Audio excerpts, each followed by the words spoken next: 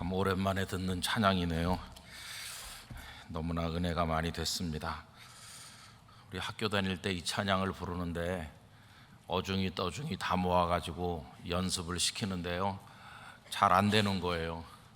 특히 남자가 이제 온 산과 저 산, 오 곡백화, 이게 음이 좀 어렵거든요. 그래갖고 음치들이 그걸 부르면은 부른 건지 소리를 지른 건지, 그래도 하여튼 끝나고 나면은 성도들이 박수 쳐주고 잘했다 그러고 그랬던 때가 몇십 년 전인데, 정말 오랜만에 이 찬양을 들어서 참 행복합니다. 이제 명절이 시작이 돼가지고 벌써 많은 분들이 여기저기로 출타하신 저녁인데, 오늘 저녁에 나오신 우리 성도님들, 또 예배하는 모든 분들에게 하나님의 은혜가 함께 하시기를 바랍니다. 베드로를 비롯한 사도들이 이제 사내들인 공에 끌려가서 위협도 당하고 신문도 받고 이렇게 하는데, 예수님의 이름으로 말하지 말아라 이렇게 했지만 조금도 굽히지 않았어요. 이 사내들인 공회 이야기는 복음서에도 나오고 사도행전에도 여러 군데 나오죠. 사내들인 공회라고 되어 있지는 않지만은 대제사장의 무리, 바리새인, 사두개인, 백성의 장로 이렇게 표현되어 있기도 한데 다양하게 표현되어 있습니다. 근데 이제 그 기원은 모세께서 백성들을 광야에서 이렇게 인도할 때 모세 혼자서 너무 힘들지 않습니까? 그래서 그가 낙심해 있을 때 하나님께서 그가 혼자가 아니라는 걸 알려주시기 위해서 장로 70명에게 하나님의 영이 충만하게 임했어요. 그래서 함께 하나님의 영에 충만했던 적이 있었는데, 그 70명 거기서 기인한 거죠. 우리 한국 교회 장로님이 70명 있는 교회는 거의 없죠. 우리 영락교회가 지금 70명은 안 되지만 비슷하게 되는데, 저는 우리 영락교회 장로님들도 다 성령에 충만하시기를 바랍니다. 그래서 하나님의 교회를 잘 받들게 되시기를 원하는데요, 어쨌든 이제 그 70이라는 숫자에 기인해 가지고 이제 예수님 당시에 사내들인 공회는 기본이 70명으로 구성되어 있고, 또 이제 의장이 있어서 71명 이런 경우가 많이 있었습니다. 이제 그 구성은 성전을 장악하고 있는 제사장 계열들, 주로 사두개인들인데, 사두개인들이 한 절반 가까이 되고, 그 다음에 또 바리새인들도 한 절반쯤 되고, 또 바리새인 중에는 평범한 바리새인이 아닌 서기관들도 들어있고, 또 백성의 장로도 있고, 이게 언제나 균일했던 것은 아닙니다. 시대에 따라서 조금씩 이렇게 변천이 있었죠. 어쨌든 식민지로 살아가던 그들에게 있어서는 최고의 의결기관이었습니다.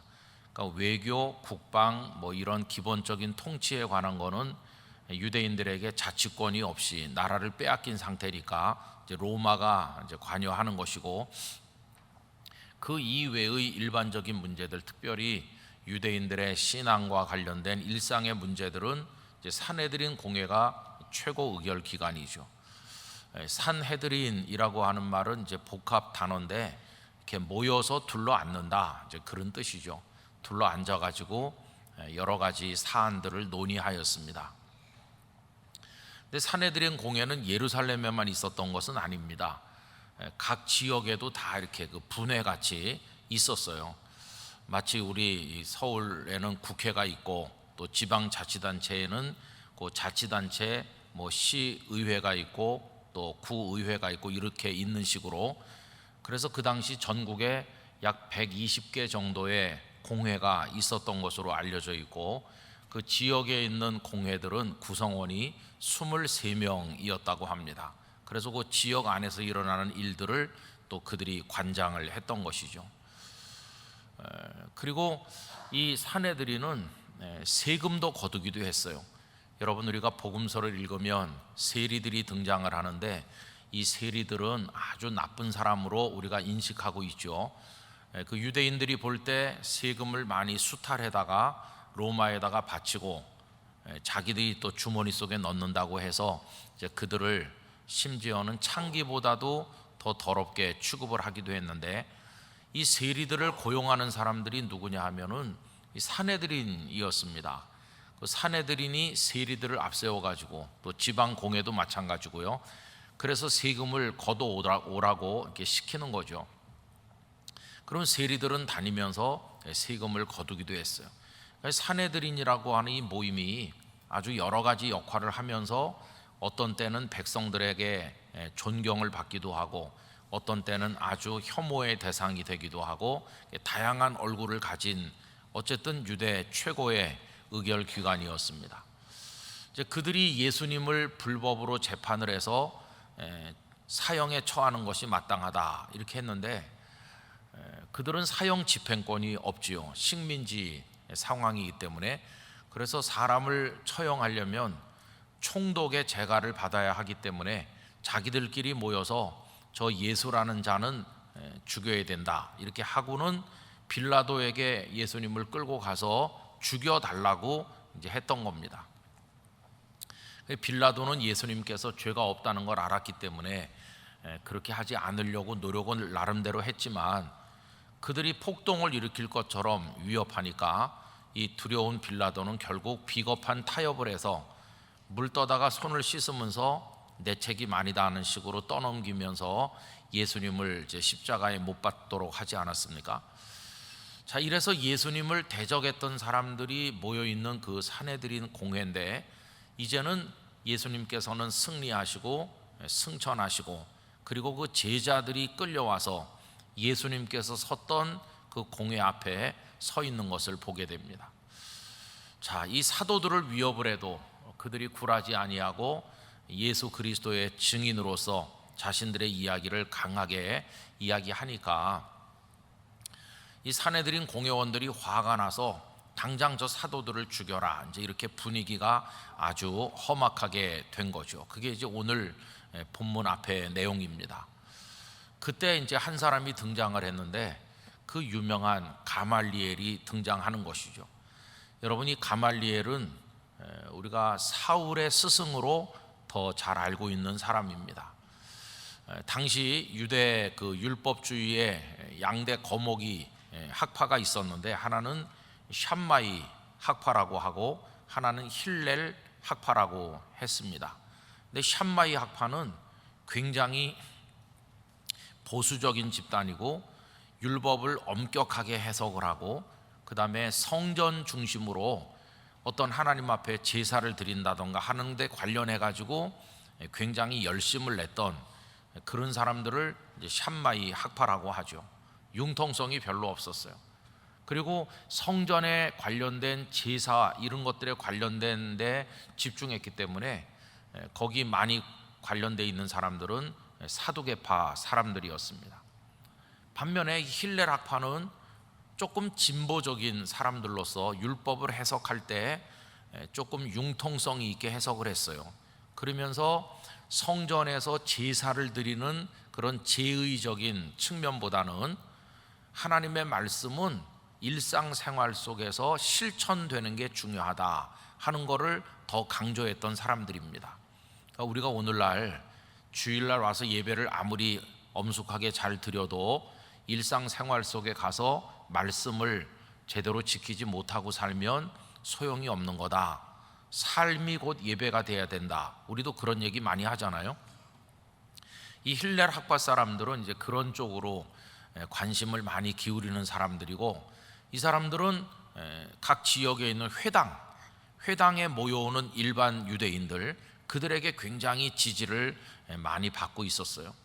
이 성전은 제사장 계열, 사두개파 계열이 장악하고 있기 때문에 일반 백성들하고는 조금 거리감이 있었어요. 성전에 가긴 가지만 제사장들하고 가까이 지내기는 조금 어려웠었는데, 회당에 가면 그냥 보통 바리새인들과 서기관들이 있어서 그들을 가르치니까 훨씬 더 일반 백성들과 가깝고 친숙했는데, 힐렐 학파 사람들을 지지했던 사람들은 이 회당에 있는 일반 바리새인들 또 백성들, 그런 사람들이 많은 거죠. 이 힐렐 학파 얘기를 왜 하느냐 하면, 여기 등장하는 이 유명한 가말리엘이 그 힐렐 학파의 창시자인 힐렐의 손자라고 알려져 있습니다. 그 힐렐에게는 시몬이라는 아들이 있는데 그 시몬의 아들이 이 가말리엘이다 이렇게 알려져 있는 거죠. 근데 이게 뭐 정확한 건 아닙니다. 어떤 분은 이 가말리엘이 힐렐의 아들일 거라고 말하기도 해요. 그러니까 손자가 아니고 아들일 거라고 말하기도 하는데, 대체적으로는 그 힐렐에게는 시몬이란 아들이 있었고 그 시몬의 아들이 가말리엘이다, 그러니까 힐렐의 손자다, 이렇게 보통 생각을 하죠. 근데 한 가지 분명한 것은 그 가말리엘의 명성이 굉장했었다고 하는 것만은 분명한 것 같습니다.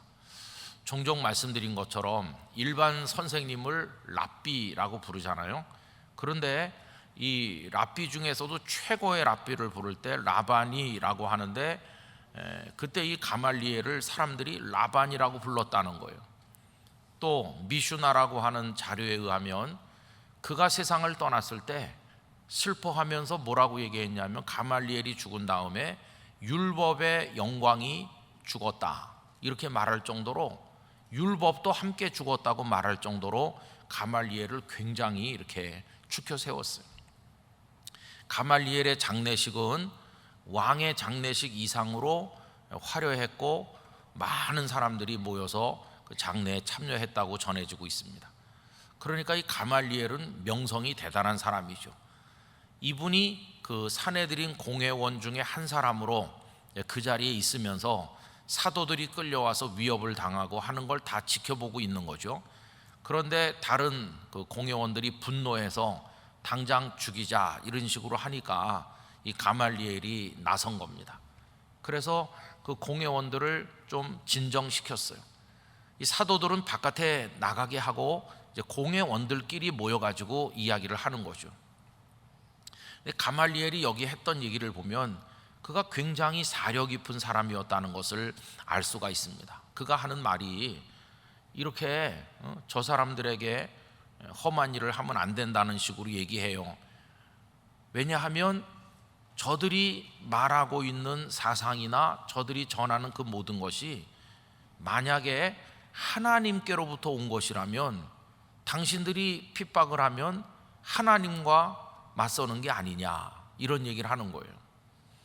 만약에 저 사람들이 하는 것이 하나님과 무관한 사람에게서 나온 거라면 당신들이 이렇게 애쓰지 않아도, 가만히 내버려 놔둬도 저절로 없어진다. 그러면서 두 예를 들고 있는 거죠. 그 드다라는 사람과 유다라는 사람 얘기를 하고 있는데, 여러분 오늘 본문에서 우리 한번 살펴보도록 합시다. 오늘 본문 어디를 보시느냐 하면은 35절 말씀 보세요. 35절 가말리엘이 말합니다. 말하되 이스라엘 사람들아, 너희가 이 사람들, 이 사도들에 대하여 어떻게 하려는지 그 행동을 조심해야 된다. 이렇게 흥분해 가지고 하지 말아라 얘기하죠. 그러면서 두 예를 들잖아요. 이 전에 드다가 일어나 스스로 선전하매, 이 드다라는 사람은 오늘 본문의 산헤드린 공회가 열린 요때를 기준으로 했을 때 한 10년쯤 전에 등장해 가지고 400여 명의 사람들을 끌고 다니면서 유다 사회를 혼란스럽게 했던 자칭 메시아였어요. 그런데 이 드다를 총독 파두스가 죽이니까 다 흩어져 버렸거든요. 그 얘기를 하는 겁니다. 약 400명이나 따르더니 그가 죽임을 당하며 따르던 모든 사람들이 흩어져 없어졌다. 그 다음에 예를 하나 더 들죠. 37절 그 후 호적할 때에 갈릴리의 유다가 일어나 백성을 꿰어 따르게 하다가, 이 유다라는 사람도 그 한 30여 년쯤 전에 그 세금을 거두기 위해서 강제로 호적을 시킬 때 세금을 내지 말자 이렇게 하면서 백성들을 선동해 가지고 밀란을 일으켰던 사람이 이 유다거든요. 그 유다를 로마 황제가 잡아서 제거했는데, 그렇게 되고 나니까 따르던 모든 사람이 흩어졌다. 그러니까 유다도 그랬고 그 전에 드다도 그랬고 다 흩어진다. 사람이 시작한 거는 다 흩어져서 없어지는 거다. 그러니까 여기 베드로, 야고보, 요한 이 사람들도 마찬가지라는 거예요.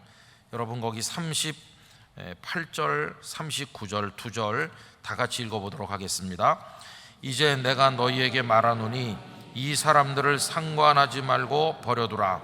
이 사상과 이 소행이 사람으로부터 났으면 무너질 것이요 만일 하나님께로부터 났으면 너희가 그들을 무너뜨릴 수 없겠고 도리어 하나님을 대적하는 자가 될까 하노라 하니. 아멘. 펜이 있으신 분은 그 39절에 줄 치시면 좋겠습니다.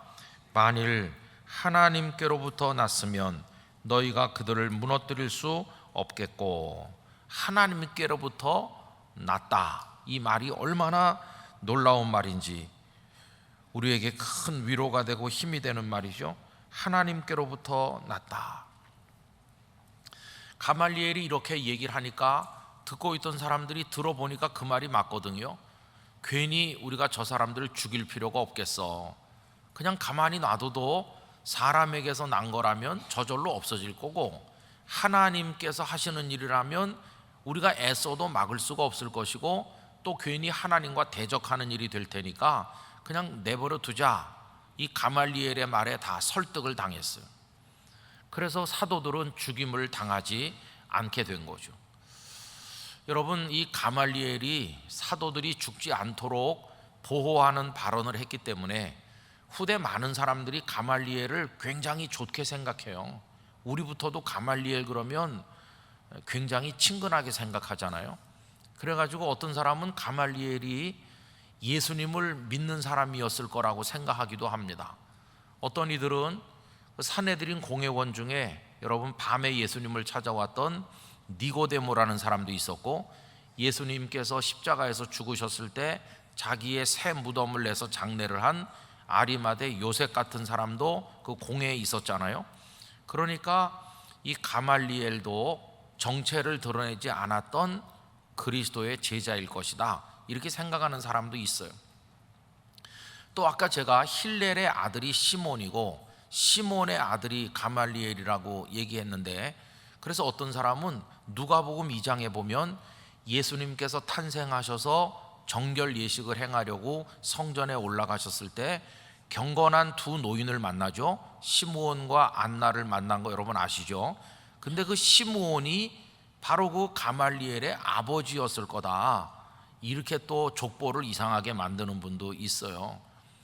또 그런가 하면 요세푸스라고 하는 유대 역사가는 가말리엘과 그의 아들이 다 신실한 성도였다, 이렇게 또 적어서 그렇게 생각하도록 만들기도 해요. 그래서 가말리엘이 그리스도인이었는지는 우리는 잘 모르겠죠. 근데 여러 가지 정황으로 생각을 해보면 그건 너무 지나친 것 같아요. 해석이 왜 그러냐 하면 여러분 가말리엘의 제자 중에 제자가 누굽니까? 사울이잖아요. 사울. 이 시점에서 가말리엘이 드러내지 않은 그리스도인으로 예수님을 믿고 있는 사람이기 때문에 사도들을 이렇게 변호해 준 거라고 한다면 그의 제자인 사울에게 예수님 얘기를 안 했겠어요? 사울, 너는 예수님을 대적하면 안 된다. 이 스승도 저 예수님이 메시아일 거라고 생각하고 있어. 그분이 죽음당하고 부활하셔서 승천했는데 너도 예수님에 대해서 알아봐라, 이렇게 시키지 않았겠어요? 근데 여기 지금 우리가 5장을 읽고 있는데 여러분 쭉 내려가서 보면 7장에 무슨 일이 있습니까? 스데반 집사님께서 돌에 맞아서 순교하시잖아요. 근데 그 순교하는데 앞장선 사람이 누굽니까? 그 바로 그 사울이거든요. 만약에 가말리엘이 그리스도인일 것 같으면 제자가 신실한 스데반 집사님을 죽이는데 가담하도록 그냥 방치하지 않았을 거 아닙니까? 상식적으로 생각해 보면. 그런데 그렇지 않았던 걸로 보면은 가말리엘이 신실한 성도였을 것이다 하는 거는 그저 후대가 그렇게 그랬으면 좋았을 텐데라는 바램도 작용해 가지고 생각하는 것일 뿐 명확한 증거는 없어요. 그러나 뭐 나중에라도 여기 사도행전 5장과 또 스데반 집사님의 순교 그 상황에서는 가말리엘이 그리스도인이 아니었을지라도 나중에 그가 믿음을 가졌을지도 모른다는 것은 우리가 부인할 필요가 없는 거죠. 근데 어쨌든 오늘 이 본문 상황에서는 가말리엘이 사도들의 생명이 지켜지도록 우호적 발언을 한 것만은 사실이에요. 자, 이제 오늘 우리가 이제 그런 주변 정황을 쭉 얘기를 하면서 우리 마음에 새기고자 하는 영적 교훈이 뭐냐 하면은 사람에게서 낳는가 하나님에게서 낳는가 하는 것입니다. 여러분, 우리들은 사람에게서 낳습니까? 하나님에게서 낳습니까? 우리들은 양쪽 다에게서 난 것 같아요. 너는 부모님이 누구시냐? 그러면은 제 부친은 누구시고 모친은 누구십니다. 그러면은 우리들의 생명도 부모로부터 난 것처럼 생각되기도 해요. 사람에게서 났다. 그러나 우리는 알고 있습니다. 부모님을 통해서 우리를 이 땅에 보내신 분이 하나님이시라는 걸 우리는 알고 있는 거죠. 그래서 우리는 육신의 부모님에게서 태어나긴 했지만은 더 근원적으로 말하면 우리 모두는 하나님으로부터 나왔습니다. 하나님의 생명이 우리 안에 약동하고 있는 것이죠. 그래서 우리는 하나님을 아버지라고 부르는 것입니다. 우리의 육신의 부모도 하나님을 아버지라고 부르시고 우리도 하나님을 아버지라고 부르고 우리가 낳은 우리 자식들도 하나님을 아버지라고 부르는 거죠. 여러분, 이건 우리가 하나님을 경외하는 데 있어서 대전제가 되는 너무도 중요한 신앙 고백입니다. 우리 개인 하나님으로부터 난 줄로 믿습니다. 그리고 우리 영락교회 사람이 세운 것이 아니라 하나님께서 한경직 목사님과 성도들을 사용하셔서 하나님이 친히 세우신 하나님께로부터 나온 하나님의 교회입니다. 하나님의 교회, 하나님의 성도, 하나님께서 이루시는 역사, 전부 다 하나님께로부터 나온 것이죠. 그런데 아까 그 가말리엘이 얘기하면서 하나님께로부터 난 것을 너희들이 막을 수 없다는 거예요. 저도 목회를 하든지 또 인생을 살아가든지 하는 과정에서 참 어려운 벽에 부딪힐 때가 많이 있어요. 아, 이게 제대로 될 건가? 내가 지금 공연한 짓을 하는 게 아닌가? 낙심하기도 하고 의심하기도 하는 거죠. 그러나 그런 깊은 나락에 떨어졌다가도 다시 일어설 수 있는 용기는 어디서 오는 거냐 하면 하나님이 시작하신 것이다. 하나님이 시작하신 것이라면 그 어떤 사탄의 역사도 가로막지 못할 줄 믿습니다. 하나님을 가로막을 자는 없으니까 하나님께서 승리하실 것이다. 이게 용기가 되는 거죠. 여러분, 하나님께서 시작하시고 하나님께서 이루시는 것 중에서 가장 최고의 것이 뭐냐 하면 우리를 구원하시는 것입니다. 하나님께서 독생자를 이 땅에 보내셔서 태어나게 하시고 십자가와 부활을 통해 우리를 구원하신다고 하는 건 벌써 구약 성경에서부터 준비되고 진행된 조금도 차질 없이 완성된 하나님의 역사입니다. 하나님은 반드시 그걸 이루시겠다고 말씀하셨어요. 제가 이사야서 9장 6절과 7절을 읽어드리겠습니다. 이는 한 아기가 우리에게 낳고 한 아들을 우리에게 주신 바 되었는데 그의 어깨에는 정사를 메었고 그의 이름은 기묘자라 모사라 전능하신 하나님이라 영존하시는 아버지라 평강의 왕이라 할 것임이라. 그 정사와 평강의 더함이 무궁하며 또 다윗의 왕자와 그의 나라에 군림하여 그 나라를 굳게 세우고 지금 이후로 영원히 정의와 공의로 그것을 보존하실 것이라. 한 아기가 낳았다는 게 예수님 이 땅에 탄생하시고 만왕의 왕이 되시고 만주의 주가 되실 걸 쭉 얘기한 거 아닙니까? 그리고 끝에 뭐라고 덧붙여 있냐 하면은 만군의 여호와의 열심히 이를 이루시리라. 반드시 이루시겠다고, 하나님의 열심히 반드시 이루시겠다고 얘기하신 거예요. 예수님 이 땅에 탄생하실 때 참 어려운 일이 많았죠. 사실 베들레헴에서 탄생하신다고 미가서 5장 2절에 예언이 되어 있는데 언젠가도 말씀드린 것처럼 딱 예수님이 베들레헴에 탄생하신 거는 이건 기적입니다. 저 먼 나사렛에서 출발했잖아요. 그때 벌써 마리아가 잉태된 상태였잖아요. 짐승을 타고 호적하기 위해서 고향으로 가야 된다는 것 때문에 할 수 없이 그 나사렛에서 베들레헴까지 먼 길을 터덜터덜하면서 지금 짐승에 의지해서 가는 거 아닙니까? 만약에 해산할 날이 조금 일찍 왔다면 노중에서 예수님을 낳았을 것이고 베들레헴에서 태어날 거라는 예언이 이루어지지 않았을 거예요. 또 반대로 베들레헴에서 호적을 다 끝냈는데도 산기가 없었다면, 그래서 돌아가다가 예수님을 낳았다고 그래도 베들레헴에서 나실 거라는 예언이 이루어지지 않았을 거예요. 그런데 베들레헴에 딱 도착했을 때 산통이 온 것이고, 그리고 마구간에서 우리 예수님은 탄생하셨어요. 그리고 동방의 박사들이 왔고 목자들이 왔고 하늘에 큰 별이 나타났는데 그 모든 게 하나님이 약속하신 대로 정확하게 준비하신 대로 이루어진 것이. 그 후에 예수님께서 나사렛에서 성장하시고 그 다음에 십자가를 지기까지 메시아 사역을 감당하는 과정에 사탄이 예수님의 십자가를 방해하는 공작을 얼마나 많이 했습니까? 그러나 하나님께서는 독생자가 십자가에서 죽으심으로 피를 흘리시는데 그가 찔림은 우리의 허물을 위함이요 그의 상함은 우리의 죄악을 인함이라는 구약의 예언이 정확하게 다 이루어지고, 그 전에 은 30에 팔릴 것까지, 그 은 30이 토기장이의 밭에 던져져서 오가는 행락객 중에 사망한 자들의 무덤이 될 것까지 다 말씀하신 대로 정확하게 이루어졌잖아요. 여러분, 하나님의 말씀은 1.1획도 어긋나는 법이 없고 반드시 성취되는 것입니다. 왜냐하면 하나님의 열심히 이루실 것이기 때문인 것이죠. 그래서 하나님께로부터 난 것은 어려움도 겪고 벽에 부딪히기도 하고 많은 문제가 있지만 반드시 열매가 된다. 이걸 우린 알아야 되는 것이죠. 오늘 아침에 새벽기도 마치고 나가니까 환하게 해가 떴어요. 하루가 시작이 됐었습니다. 그런데 지금 저녁에 해가 졌잖아요. 이걸 이상하게 생각하는 사람이 하나도 없어요. 아침에는 환해졌다가 시간이 지나면 저녁에는 해가 진다. 이게 당연한 것처럼 하나님의 뜻이 이루어지는 것은 당연한 것입니다. 여러분, 하나님께서는 미물 같은 우리 각자에 대해서도 하나님의 선한 섭리와 계획을 가지고 계신 줄로 믿습니다.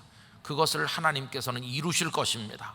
비록 우리가 어리석고 믿음이 없고 쓰러지고 실수하고 주저앉을 때도 많고 장벽도 많고 사탄의 공격도 많지만, 그래서 패배자가 될 것처럼 보이기도 하지만, 그러나 하나님이 승리할 것이기 때문에, 이루실 것이기 때문에 우리에게는 희망이 있는 것이죠. 아까 예배 전에 불렀던 그 찬양, 맨 마지막에 불렀던 거, 하나님의 꿈이 나의 비전이 되고, 이게 옛날 그렇게 다 불렀어요. 얼마 전까지. 근데 내가 속으로 이렇게 생각했습니다. 이거 가사를 누가 잘못 썼어.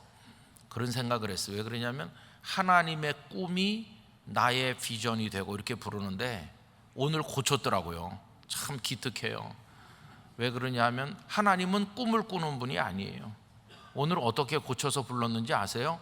하나님의 뜻이 나의 비전이 되고, 꿈하고 뜻은 달라요. 꿈은 아무리 그렇게 하고 싶다고 꿈을 꿔도 이루어지지 않는 경우가 있죠. 근데 하나님은 꿈만 꾸시는 분이신가요? 아니에요. 하나님은 뜻을 정하시면 이루시는 분이세요. 아, 저 찬양은 좋은데 가사를 누가 잘못 썼어. 우리는 꿈을 꾼다고 말하지만 하나님은 꿈을 꾸시는 분이 아니라 뜻을 정하여 이루시는 분이시죠. 근데 오늘 보니까 제가 말한 것도 아닌데 하나님의 뜻이 나의 비전이 되고, 정말 잘 고쳤어요. 하나님은 정하신 대로 이루시는 분이세요. 우리 안에 선한 일을 시작하신 우리 하나님께서 이루실 것입니다. 빌립보서 1장 6절, 너희 안에서 착한 일을 시작하신 이가 그리스도 예수의 날까지 이루실 줄을 우리는 확신하노라. 우리 안에 착한 일을 시작하셨어요.